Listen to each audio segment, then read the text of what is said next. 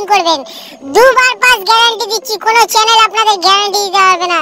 একবার game pass হয়ে গেলে আপনারা ছেড়ে দিতে পারেন, তাহলে আপনারা সব সময় প্রফিটে থাকবেন বন্ধুরা। দেখে নেই তবে আজকের ঘর কি কি থাকতে চলেছে।